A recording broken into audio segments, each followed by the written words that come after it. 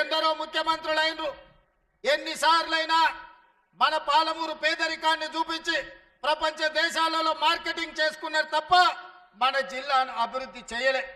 ఇవాళ ఈ వేదిక మీద నుంచి నేను అడుగుతున్న మేధావులను, ఈ తెలంగాణ రాష్ట్రంలో ఉన్న చదువుకున్న వాళ్ళను, నీళ్లు నాగరికత తెస్తాయి, నీళ్లు పంటలు తీసుకొస్తాయి, మీ నీళ్లు పసిడి బంగారాన్ని పండిస్తాయి. మరి నీళ్లు నాగరికతను దేవాల్సింది, పసిడి పంటలు పండించాల్సిన ఈ పాలమూరు జిల్లాలో కృష్ణా నది జలాలు 811 టీఎంసీలు దశాబ్దాలుగా పారుతున్నా మాకెందుకు పసిడి పంటలు రాలేదు? మా కష్టాలు ఎందుకు తీరవలేదు? మా కన్నీళ్లు ఎందుకు తూడవలేదని నేను అడుగుతున్నా. ఈ పాలమూరు జిల్లా నాడు ఉమ్మడి రాష్ట్రంలో లేదా? ఈ పాలమూరు జిల్లా ఏర్పడ్డ తెలంగాణ రాష్ట్రంలో లేదా? ఈ పాలమూరు జిల్లా బీఆర్ఎస్ పార్టీకి ఓట్లు వేయలేదా?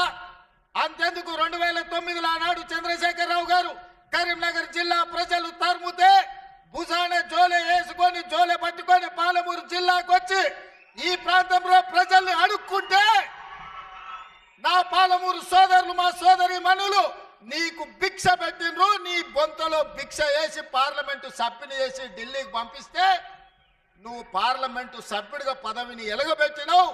సోనియమ్మ తెలంగాణ రాష్ట్రం ఇస్తే నువ్వు తెచ్చినా అని గొప్పలు చెప్పుకున్నావు. ఆనాడు పాలమూరు జిల్లాను దత్తత తీసుకుంటున్నావు.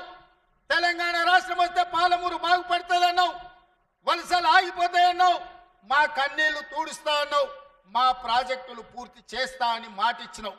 నేను ఇవాళ అడుగుతున్న వేదిక మీద నుంచి 10 సంవత్సరాలు ముఖ్యమంత్రిగా ఉన్న చంద్రశేఖరరావు గారు 2009లో మేము హక్కున చేర్చుకొని మా కడుపులో పెట్టుకొని చూసుకుంటే, మేము భుజాల మీద పెట్టి మోసుకుంటే, పాలమూరులో ఊరు లేకపోయినా, పార్లమెంటులో నీకు నోరు రాకపోయినా, మేము ఎంపీగా గెలిపిస్తే, మేము భిక్ష పెడితే నువ్వు ఆనాడు ఎంపీ అయినావు.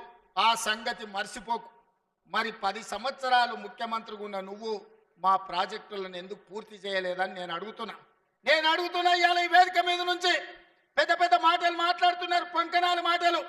ఇవాళ నేను అడుగుతున్నా చంద్రశేఖరరావు గారిని, 10 సంవత్సరాలు ఈ తెలంగాణ రాష్ట్రానికి 2 సార్లు నువ్వే ముఖ్యమంత్రి కదా, నీదే ప్రభుత్వం కదా, మా జూరాల ప్రాజెక్టు పూర్తి ఎందుకు కాలే? మా కల్వకుర్తి ఎత్తిపోతల కంప్లీట్ ఎందుకు కాలేదు? మా నెట్టంపాడు, మా కోయిల్ సాగరు, మా సంగం బండలో ఒక బండ అడ్డం పడితే 10-15 కోట్ల రూపాయలు ఇవ్వక బండ పగలగొట్టక 10,000 ఎకరాలు పల్లెల్లో ఎడారిగా మారితే నీకు మనసు రాలే. సంగం బండలో బండ వలగొట్టలే. కానీ మేము వచ్చిన తర్వాత ఆ బండ పగలగొట్టి ఆ గ్రామాలకు నీళ్ళు ఇచ్చినాం. ఇవాళ కోయిల్ సాగర్, ఇవాళ మీ ఆర్టీఎస్, ఇవాళ ఈ ప్రాంతంలో ఉండే ఏ ప్రాజెక్ట్ అయినా ఎందుకు 10 ఏళ్లలో పూర్తి చేయలే? అదే కాదా నాడు ఉమ్మడి రాష్ట్రంలో జూపల్లి కృష్ణారావు గారు, చిన్నారెడ్డి గారు, డాక్టర్ మల్లు రవి గారు ఆనాడు కిరణ్ కుమార్ రెడ్డితో కొట్లాడి, ఆనాడు అరుణమ్మ గారు కూడా మంత్రిగా పాలమూరు రంగారెడ్డి ఎత్తిపోతల ప్రాజెక్టు పూర్తి చేయాలి, 12 లక్షల ఎకరాలకు నీళ్లు ఇవ్వాలి అని కొట్లాడి జూరాల నుంచి నీళ్లు తీసుకోవాలని పాలమూరు రంగారెడ్డి ఎత్తిపోతల పథకానికి అనుమతి తీసుకొచ్చారు. 16,000 కోట్లతోని ప్రాజెక్టు మంజూరైంది. 35,000 కోట్లు మొత్తం అంచనాలు వేసి టెండర్లు పిలిచిండ్రు. కానీ చంద్రశేఖరరావు వచ్చిన తర్వాత ప్రాజెక్టుల రీజైనింగ్ పేరు మీద 35,000 కోట్ల రూపాయల ప్రాజెక్టును 55,000 కోట్ల రూపాయలకు పెంచిండు. టెండర్లు పిలిచిండు, కాంట్రాక్టర్లకు ఇచ్చిండు, కమిషన్లు మెక్కిండు. జూరాల నుంచి నీళ్లు తీసుకోవాల్సిందని శ్రీశైలం బ్యాక్ వాటర్స్ కు పంపించాడు. ఇవాళ శ్రీశైలానికే ఆ ప్రాజెక్టును తరలించడం వల్ల ఈరోజు పాలమూరు ఎడారిగా మారుతుంది.